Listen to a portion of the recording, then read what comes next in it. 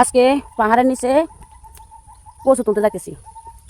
খাগড়াছড়ি পাহাড়ের নিচে কচু হয়, ওখানে কচু আবার ধান দুইটাই হয়।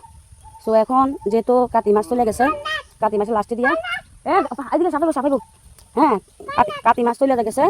এখন আমাদের গ্রাম অঞ্চলে সবাই ধান এই দেখেন পাইকে গেছে, দেখছেন ধানগুলো একদম ফোটাই গেছে, শুয়ে গেছে আর কি।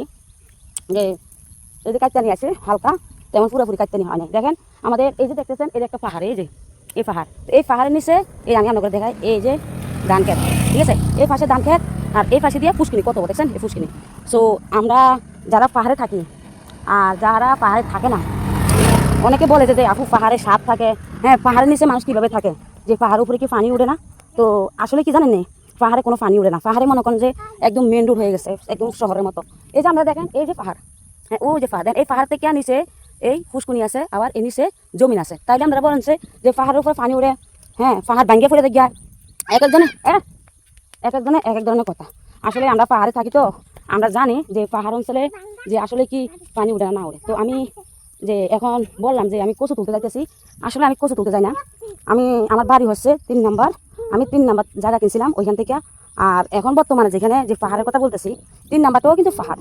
তো আমি আমার বাপের বাড়ির কাছে আসি, তো এটা হচ্ছে আমার বাপের বাড়ির রাস্তাঘাট। এই দিক দিয়ে দেখছেন কত সুন্দর সুন্দর সেগুন গাছ, এটা একটা সেগুন বাগান, এই দেখা যায়। তো এই রোডটা আছে না, আমি আপনার ঘরে একটু শ্যামা যায় দেখা জিনিসটা, এই যে দেখছেন রোডটা, ওই পাহাড়, এই রোড দিয়া আমরা মনে করেন এই রোড দিয়া আমরা পুরা চাকমা পাড়া যাই। আর চাকমা পাড়া যাইলে আমরা পাহাড়ি বাঙালি সবাই আমরা এটা দিয়ে চাকমা পাড়া যাই। এই যে দেখেন এই যে পাহাড়গুলো দেখছেন, ওই দেখা যায় পাহাড়গুলা, এগুলোর মধ্যে সবাই কচু করে, জুম করে, চাকমারা জুম করে। তো এই বছর হয়তো চাকমারা করে নাই, তো প্রতিবারে চাকমারা করে। তো যাই হোক, এখানে যাইতেছি, আমার বোন আছে, আরও মানুষজন আছে, তারা কচু তুলে। তো কোন জায়গায় কচুটা তুলে আমি এখন পাহাড়ের নিচে আছি, যে কচু তুলে যে জায়গাটা দেখার লাগে যে তারা কীভাবে কচুটা তুলে। কারণ আমার জীবনে আমি কচু তুলি নাই, আমার জীবনে আমি মাটি কাটি নাই, কিন্তু এখন সর্বপ্রথম আমি জায়গা কেনার পরে, এখন গাড়ি সর্বপ্রথম আমি জায়গা কেনার পরে মনে করেন যে আমি মাটিও কাটছি। কারণ মহিলা মানুষ এত কাজ করা অসম্ভব। তো আমি যেগুলো করতেছি আসলে একটা মানুষ হইয়া এক একজনের এক এক বুদ্ধি নিতে হয়। বুদ্ধি নিতে নিতে মনে করেন যে মাথা হ্যাং হয়ে গেছে আমার, এত বুদ্ধি মাথা নিয়ে মানুষ চলতে হয় না।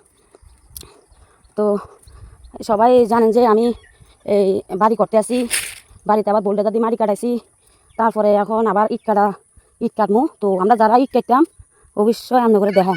কই তোরা আমু কই কচু তুলে কেন, কচু আমরা এটা মা কচু তুলে কেন, ও দেখ তোরা আমুই হিন্দিয়া, ঠিক আছে, এদিক দিয়া তাহলে ওর বাবারে পাত্রে আসি কি রোদ।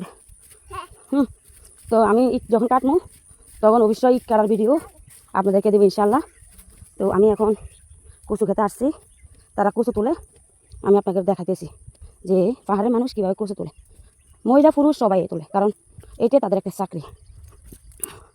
রোদ আমার দেখা যায় কিনা জানি না, ওরে বাবারে কী রোদ।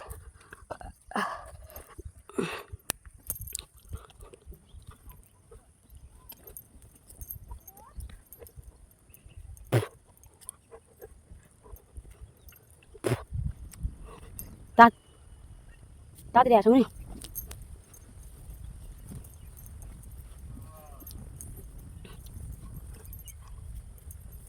এটা হচ্ছে আমাদের জমিন।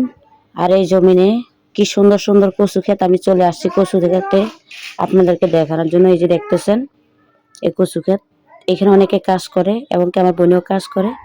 আমি আজকে পাত্রে চলে আসছি কচু ক্ষেতে দেখার জন্য আপনাদেরকে।